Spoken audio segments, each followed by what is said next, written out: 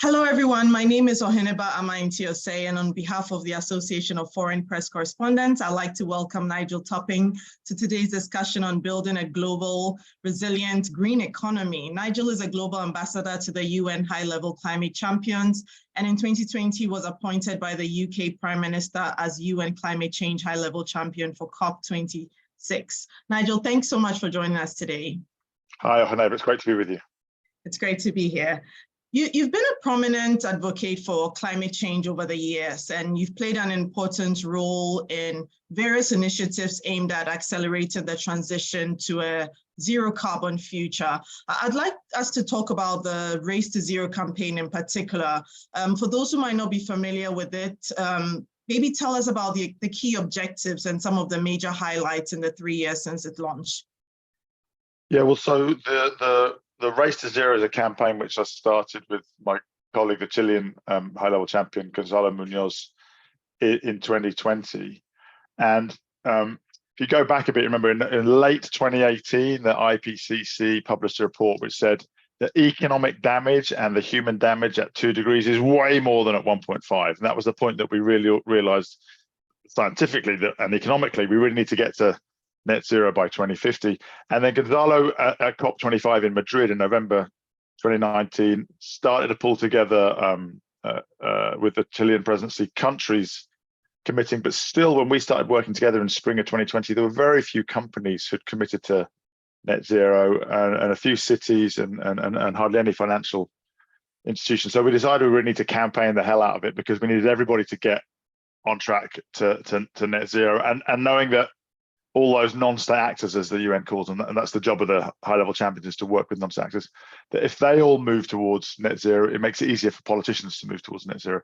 But you have to do it in a robust way, right? No greenwashing. It's easy to say, hey, my successor's successor in 2050 is going to get to net zero. No.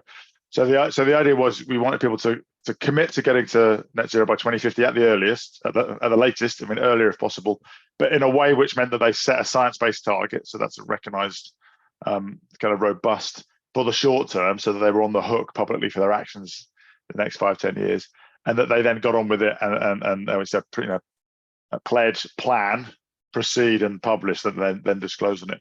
And I said we were really surprised at how quickly it kind of went viral, and of course we had an extra year to campaign for COP26 in the end, but we had there's now well over 10,000 companies and over 1,000 cities, over 500 financial institutions. We rolled those all together in Wow. GFANZ with Mark Carney, and I think so. In many ways, our objective was to normalize net zero, and in a robust way. Of course, we also then worked very closely with the Secretary General's high-level group, looking at that issue of avoiding greenwashing, and so that report from Kath McKenna is very aligned with all the work we did at Race to Zero. But we decided that we kind of succeeded in normalizing it, and the next step was for governments to mandate, and you see that with all sorts of disclosure things moving forward with ISSB and Transition Planning Task Force in the UK soon to report. What we wanted to move on from them was changing the real economy. So that's a year later we launched the 2030 breakthroughs, which are very specific goals and in different sectors. Like my favorite is 100 green steel plants. So if you're a steel CEO or financier or buyer, you know what that means. You don't have to think in terms of gigatons of CO2 equivalent, which you don't really work with every day. And so that's been really helpful in really clarifying what are the short-term measures of success in each sector that we need to reach by 2030 to be on track for net zero before 2050. And launching at the height of the pandemic, right, 2020. So, I mean, when you look at, in the last 3 years, what are some of the main challenges or the major challenges you'd say businesses or the different stakeholders have encountered while, pursuing this mission? Well, I mean, it very much depends on your sector, right? But I think, we've come a long way in the last 10 years. I mean, the first challenge to overcome is the assumption that it's going to cost you business, or that it's going to be somehow as a trade-off, and or that it's almost impossible to do. And I think gradually now we've got over that. We've got pretty much in every sector, there's one major player who's committed to getting to zero by 2040. meaning 2050 starts to look like a laggard play. Mm. In every sector, we have pretty good pathways. I mean, Gonzalo started that, and we continued that, and there's now lots of very well published technical pathways of what it would take to get to net zero. I think the Energy Transitions Commission, which I was on in 2018, we published a Mission Possible report, which showed the pathway for steel, cement, shipping, aviation. And so I think having one person who's credibly committed to net zero by 2050 and having a pathway which is endorsed by experts from the sector are two key things for policymakers to have the confidence and for peers to start joining perhaps the first mover. And then you get into the details of the individual transition. And most of the energy related emissions in industry are amenable to a technology shift, from burning coal and gas to using wind and solar, from dirty polluting combustion engines to clean, quiet, comfortable electric vehicles, from coking coal to use steel to green hydrogen to make steel. And so there, a lot of it is about the economics, like how quickly can we make the clean future technology compete with the old dirty technology. And we've reached that point in renewable energy and electric vehicles now. So this is why you see this exponential change. And we published some reports last week at TED Countdown with RMI and the Systems Change Lab, but also the IEA published some reports saying that basically we're on track. We're on the net zero track, or even better in those two areas now. So something quite exciting about starting to see that once you get the cost, because getting the cost down, it requires policy moves to commit to fiscal support, like feed-in tariffs like we had in the UK, contracts for difference to make things investable. And now really it's about infrastructure and scale.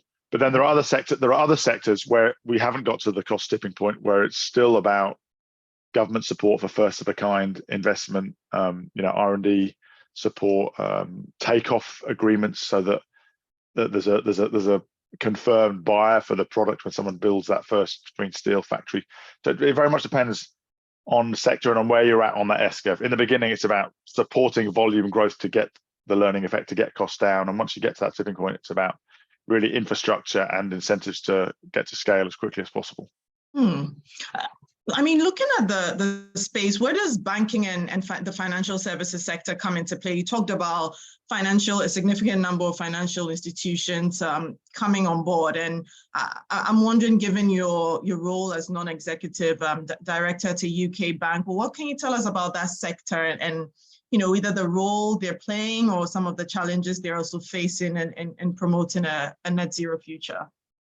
Yeah, it's complex because, of course, a bank is serving the whole economy kind of by definition, and the whole economy is having to pivot. So the bank's having to pivot its loan book and its investments, depending on what type of bank it is. Actually, the bank I'm on the board of, the UK Infrastructure Bank, is an interesting bank. It's a public development bank, so it's public money, and our mandate is to drive investment in regional economic development and accelerating to net zero, but not to crowd out private finance and not to lose money. So we've got a below market return requirement. We still got to make money. So it's kind of interesting. How do we really find the sweet spot? But the sector as a whole obviously has got a huge role. I mean, we need to invest like between $4 and $6 trillion per year by 2030. I mean, that's about 5x what we're doing now. And that needs to be a lot more public finance, but most of it will, like 60-70%, will be private financed. So I mean, the banks, I don't think have. First of all, it's worth saying the journey that they've been on. Before we founded GFANS, and there was, I think, only really the net zero asset owners. So some of the big pension funds and insurers were starting to commit to net zero. But then we had, in a rush, we had net zero asset managers, net zero bankers. Now we've got net zero insurers and net zero advisors as well. So when we got to COP26 and the big GFANS number, we had over 400 organizations there. Most of them didn't have targets. They'd committed to joining the race, one of the Race to Zero initiatives, and setting a target. By the time we got to COP27, most of them had published targets. And in the banking realm, these are really significant. So the way the bankers do it, they commit to reducing their financed emissions per sector. So obviously that's quite complicated just to figure out what your baseline is. and then you've got to keep tracking it, and it requires a sort of overlay for all relationship managers for another thing to be thinking about whenever you're engaging with but the numbers are really huge, right? They're on average, all those big international banks are committed to reducing the financed emissions in the power sector by like 60% by 2030, by 30% in oil and gas. And we're now starting to see their sectoral targets in automotive, steel, cement, etc. So you're talking about multi-trillion-dollar reallocation of capital. And because some of that is in investments, but a lot of it for the banks is their loan book, right? So the question is, how do they move that? And it's partly by lending more to the new green businesses, but it's also going to be partly by lending less to those who aren't making the transition. So the cost of capital is effectively going up for those who aren't making the transition. And I'd say it's still early days, but we're in a very different place now than when we launched GFANZ and the Race to Zero in terms of having very specific, measurable, accountable targets. There are some challenges though, because sometimes the governments haven't regulated the phase down of fossil fuels. Right, so that's a real challenge, right? That basically means you've got to walk away from some share of the profit pool in oil and gas in order to meet your target, and you have to justify that to shareholders. And you can do that in terms of saying, well, actually, the oil and gas companies are not making the transition; they're increasingly high risk. So we want to make sure we don't end up with a big stranded asset risk. That's a tough argument to make. So we need regulators to act. There's also the risk that by stopping lending, some assets may just go dark. Instead of having good owners and good lenders, you may just push a coal business into some badly governed, opaque finance vehicle, where it just carries on emitting more. So that it's complicated. That's why GFANZ is doing a lot of work on some of those difficult issues like transition plans and some of those vexed issues of how do you actually finance the phase down of fossil fuel assets, not just dump them somewhere where they actually pollute more but aren't on the clean or cleaning up banks' loan book. I mean, there's definitely not a cookie cutter solution here, right? As you're saying, it involves regulators, financial institutions, sort of the private sector, everyone coming together to make sure that this works as it should. Yeah, I mean, I think one thing we talked about a lot is it's a systemic change. No, as you said, no one actor can do it on their own. Even when you get a real disruptor, they don't disrupt on their own. So if you think of, say, Tesla, the way they've disrupted the fossil fuel industry, well, they've kind of been helped by battery manufacturers investing to drive the cost of batteries down, researchers in universities working on battery technologies, miners opening up new sources of the materials that are needed so that the cost of batteries can keep going down. City mayors introducing low carbon emission zones to incentivize electric vehicles, like in London and in Europe, and of course national governments like where I live in the UK actually banning the sales of combustion engines from 2030, and countries like Norway and Netherlands even faster. So I always think the whole system has to move.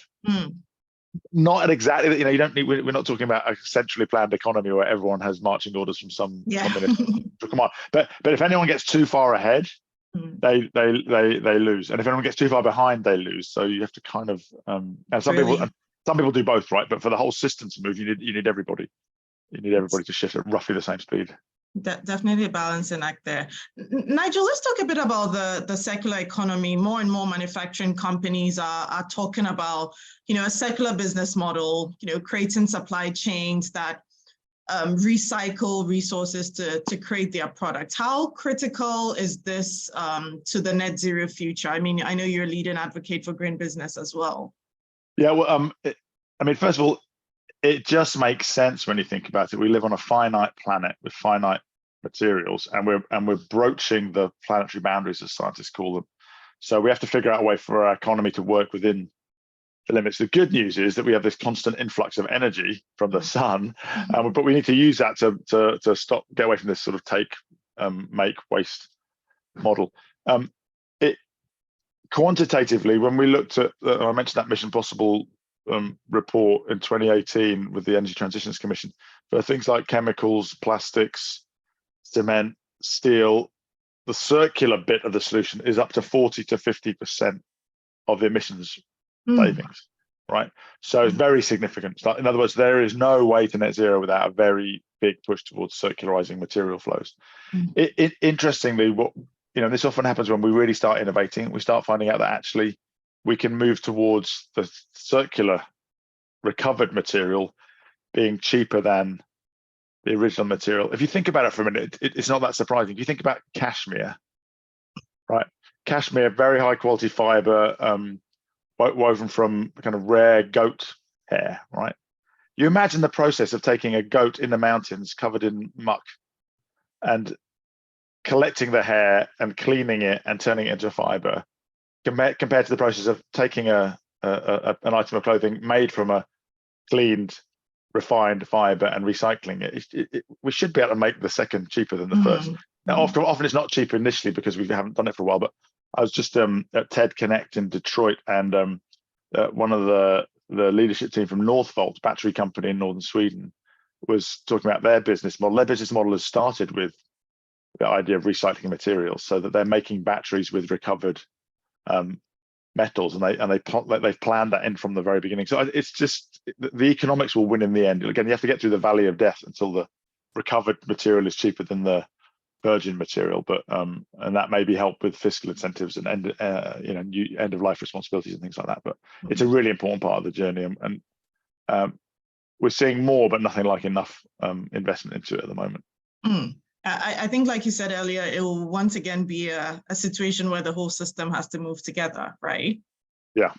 I mean, that's the thing, because if you mine something, you tend to go where it's in a concentrated supply, whereas reusing something, the problem is, of course, that it's, you sell 1 million cars and you've got 1 million households with 1 million batteries. So you've kind of dispersed the source. So so that instead of mining, you need kind of collecting before you can then purify. So yes, and that's a systemic challenge that often requires investment. If you think about just recovering glass or plastic or metal, we need recovery systems instead of mines. Yeah. What are your thoughts on carbon negativity and how private companies can leverage it?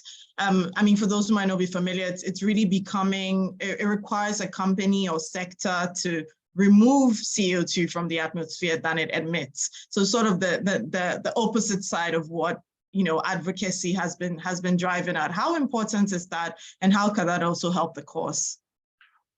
Well, I mean, really, of course, carbon negativity, as you describe it, is our goal, because let's look at the world today. Like, we're frying. I mean, and people are dying in floods and in heat waves, and we know it's going to keep getting worse. It will keep getting worse until we get to net zero. And so even in the most optimistic scenarios, where we get to net zero in 2040 or 2045, that's still another 20 years of climate damage getting worse. And so we're going to need to go negative to start drawing back to something like where we were 100 years ago, right? So that's going to require the whole economy not to be carbon net zero, but net regenerative in a way, regenerate the properties of the climate. So I think that's going to be really important. It's still very early days in terms of what the technologies are to deliver that. I think we've lost a lot of time because there's been a very strong oil and gas lobby saying that carbon capture and storage will be the solution. We've seen almost no progress there. Nearly all the money put into carbon capture and storage has gone into enhanced oil recovery. But we are now seeing much more money and innovation going into nature-based sequestration, which can't go on forever because there's the limit. But for 100 years, we could sequester a lot more carbon. It could really help. And other types of carbon dioxide removal, whether it's enhanced rock weathering or embedding in certain materials, or using CO2 to make green methanol to power green ships. So I think at some point we'll start reorientating and saying that our objective is carbon negative. It's kind of implied. Okay. But it's because of the language of the Paris Agreement about balancing, outflows and inflows. We sort of ended up describing net zero, but really we need to go to an economy that regenerates the stabilizing properties of the climate instead of destabilizing, which it does now. Nigel, you mentioned technologies and digital technologies. I mean, there's been a lot of buzz around AI, for example, Web3. And, it's been called the backbone of a net zero future. Data is emerging to how some of these technologies can really help significantly reduce global greenhouse emissions by 2030, by 2040. Any thoughts on how, how critical they are and how companies should really adopt these towards that net zero agenda? Yeah, I mean, obviously digital and no doubt when intelligently applied, AI will do and will have a huge role, but you've got to always be careful of the hype, right? Because it's always it's the hypers who tell you that theirs is the solution to everything. Obviously there's some real concerns about negative consequences of AI. And you remember a few years ago, blockchain was going to solve everything, but then we end up discovering that Bitcoin is actually making the problem worse. Even though there are blockchain applications which are really helpful in terms of supply chain traceability, etc. So I think that there are really important applications for digital. If you look at the energy system, we know that in digital has huge benefits in addressing these the complexities of the variability you get from having very distributed renewable assets, so wind and solar. You can't control what the output is, that's dependent on the weather. So then you need a lot more batteries and hydropower and other storage requirements. So actually, again, last week I was hearing about some AI applications to improve the balancing of the grid.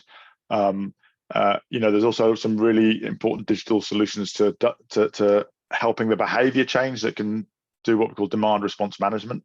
You have to have assets on a grid to cope with peak demand.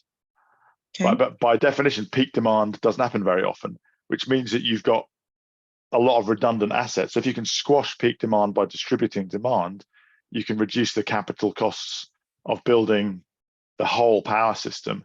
And so we're just starting to see the beginnings of smart grids, time-based metering, flexible tariffs, which means that I've got a smart meter now, and I had a message the other day from my electricity provider saying, please use your electricity between 10 and 11 tomorrow morning. We'll pay you for it.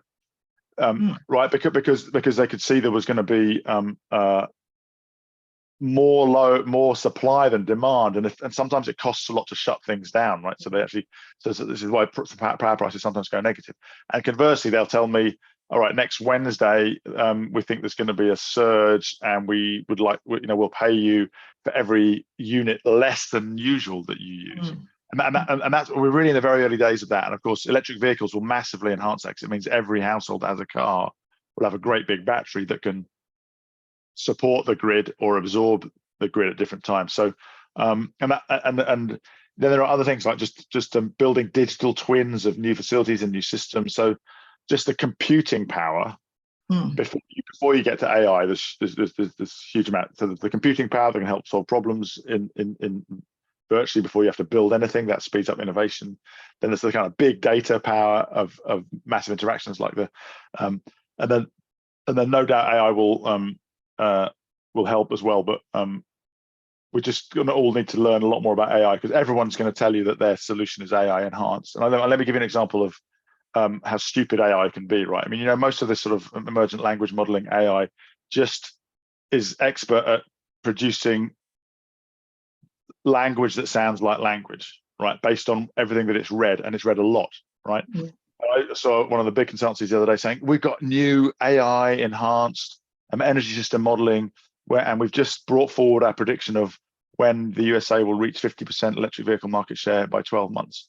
So I'm like, the reason that they brought it forward is because all of the other major modelers have been rubbish at predicting that, because they haven't learned that technology grows exponentially.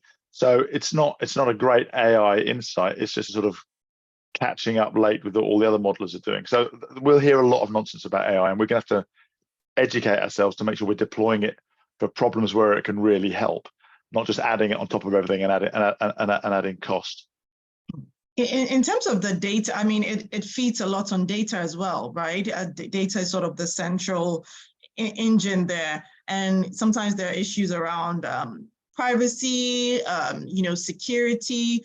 I'm wondering if you have any thoughts on that in the use of digital technologies to sort of promote the climate agenda. How can those concerns be mitigated or those risks be mitigated and to ensure that it's effective and efficient for all? Well, I mean, I think people we need better governance around, right? Because one of the problems is we've created kind of these, I mean, really obscene pools of very, very concentrated wealth, basically by extracting tiny amounts of value from billions of ordinary middle class people who've had their data monetized by somebody else, and they haven't got anything. And they've maybe got free search or free, some sort of free service for it, but they've been monetized. And so I think there's real problems with that. We've seen it in some of the really nefarious things that are done with data around elections in various parts of the world. We've seen real concerns about the way that data sets perpetuate gender or racial biases, right? It's not the only way that those biases get perpetuated, but so we have to be, I think we need to be, and generally what tends to happen is we tend to put in governance after we've made a lot of mistakes. So I think we're really right to be concerned about this. There's a very naive argument that comes out of some of the developers of these new technologies, which says we're the good guys, we should go as fast as possible because if and learn by doing, because if we don't do it, then the bad guys would do it. I think that's a kind of excuse for runaway experimentation, and the bad guys will do what they do anyway. What we need to be doing is putting governance around it soon, and having the governance learn along with the technology, not allow the technology a free rein for 10 years and then try and retrofit governance, because governance is also a technology that needs to learn, right? Yeah, I think sometimes the criticism is that regulators are always far behind, right? That sometimes technologies are advancing so fast and it's taking them time to catch up. And sometimes regulation also sort of stifles innovation and creativity because it's not put in place in the right way, or understand really what the solutions are to provide. So I think there's definitely some work to be done in that space to ensure that they both go side by side. Yeah, and of course those are arguments made by the people who want to just do runaway technology and create the next unicorn and become billionaires. So they're not always that thoughtful. They're very easy arguments to make, but then the similar argument is the counter arguments are very easy to make. My main argument is that if you don't start introducing governance early, the governance itself, I mean, of course, it will technologically always be behind, right? Because the big players will pay a lot of money to have the best technology. So there's society is catching up. We're all catching up, right? So you can't expect to have governance to be ahead of the technology, but it needs to be close enough and understand the trajectory well enough to protect society. And that protection includes encouraging technologies. We're suffering this. We've suffered this for a long time. The oil and gas industry deliberately delaying. I mean, so it's not the governance. So we could have done with better governance there, not influenced by the incumbents, so that we would have had, in the war in Ukraine, the economic damage to the countries of Europe would have been much less if we'd have been 10 years ahead in terms of deploying renewables. But that process has been slowed down by oil, coal, and gas companies lobbying very aggressively, very skillfully to slow things down. So slowing things down isn't always good and isn't always bad. It depends what you're slowing and what you're speeding up. We could have really done with speeding up the deployment of renewables, but I think we need to be very careful about just running into the unknown territory of AI just because it's impressive. Right? Again, you think about nuclear fusion, right? The classic that as a world, actually, we've done quite a good job of governing that. We've had, but it's hard. It requires real diligence, and it will never go away, right? As long as that technology is there, which it always will be now. It'll be the same with AI, but the sooner the better. Nigel, as we wrap up, where do we go from here? I mean, what future do you see for the different campaigns like Race to Zero and the potential impact it has on global climate change? What are the gaps that need to be filled? Well,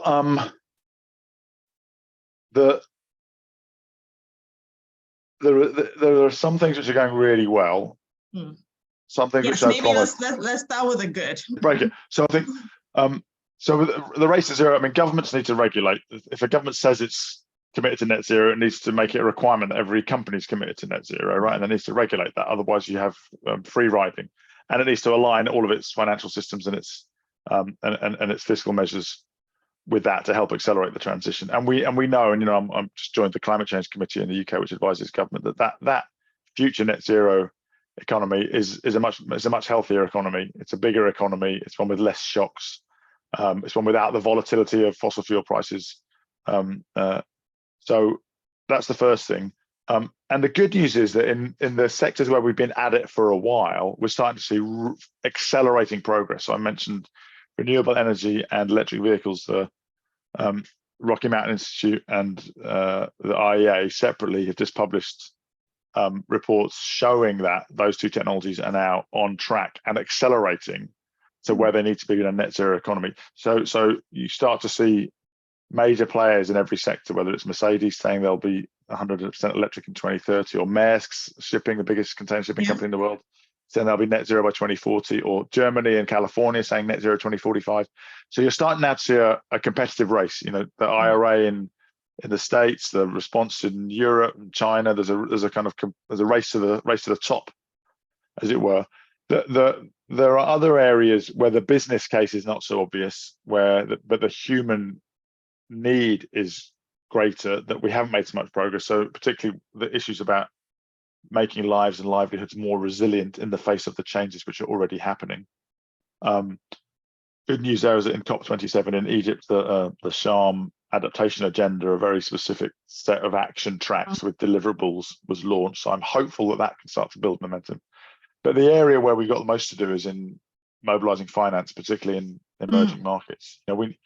I said we need between 4 and 6 trillion, but Nick Stern and Vera Songway published a report we commissioned last year, which says we need to get to 2.4 trillion in emerging markets, excluding China, by 2030. That's 5x from now. And that's the area where we've got the most work to do in the political heavy lifting. So I think some very good news on some technology areas and reasonably, I'm increasingly confident that the technological bits of the pathway will deliver harder, but cautiously some progress on the adaptation and resilience. But on mobilizing finance, including the vexed question of loss and damage, I think we're really only now starting to have a more serious conversation about all the different changes needed. So that'll be something to really look at COP28 in Dubai in a few months' time. Well, that finance angle, which sector or which stakeholders do you see contributing most to this? Where is that supposed to come from? Well, the important thing about the paper Finance for Climate Action, which Nick Stern and Vera Songway wrote, is that it takes like an engineering approach. We've lost a lot of time by focusing on one piece, which is the multilateral finance, the 100 billion. It's important because it was a promise that's made and hasn't been met yet, right? So it's attracted a lot of political attention. But even if we'd reached 150 billion and hadn't made all the other changes that Stern and Stongway point out, we wouldn't be solving the problem. So for the first time, we've got kind of an engineering blueprint of all the changes. The multilateral system, so World Bank, IMF, all of the, the Asian Development Bank, African Development Bank, etc., all need to significantly, like between 2 and 3 times, increase the capital they're deploying. They also need to get much better leverage of private finance out of it, because 60 to 70% of the money needs to come from the private sector because there's just not enough public finance. Also, really importantly, it's not just international finance flowing from north to south. Emerging markets need to mobilize around 60% in their domestic markets. So, government spending, national savings, local banks, local pension funds. We need African pension funds investing in Africa, not just holding US Treasury bills, which may save the money for their savers, but don't deliver any change in the infrastructure that Africa so desperately needs. So I think it's going to require everybody, multilateral institutions, bilateral governments, sovereign governments in emerging markets, and the private sector, all to lean in.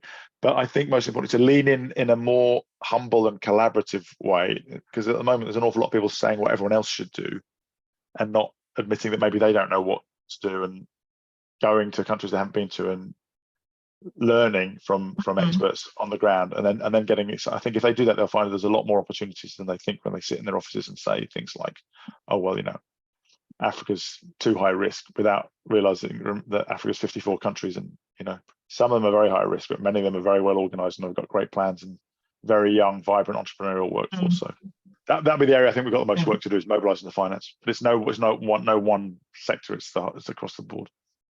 Awesome. I mean, definitely all hands on deck here moving forward. But yeah, it'll be great to see how things evolve from here. There's definitely a very ambitious goal, but I believe with everyone coming together, it is possible. Well, I think so. And if there's one, I hesitate to use the word positive, but when you see the kind of incredible heat waves with records being broken all around the world,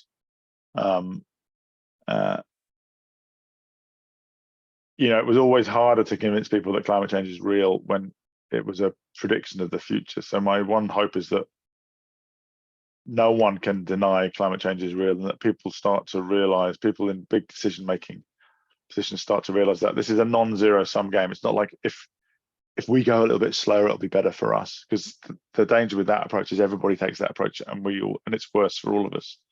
I think we're starting to see that people are realizing there's a prize of going faster, but more importantly, the big prize is that we end up with a more stable, livable world and a better economy for everybody if we just roll up our sleeves and get the job done. So hopefully some of these shocks will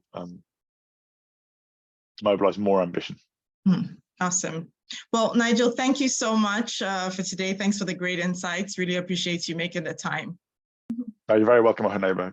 Yes, look forward to keeping in touch. Cheers. Yeah. Okay. Thank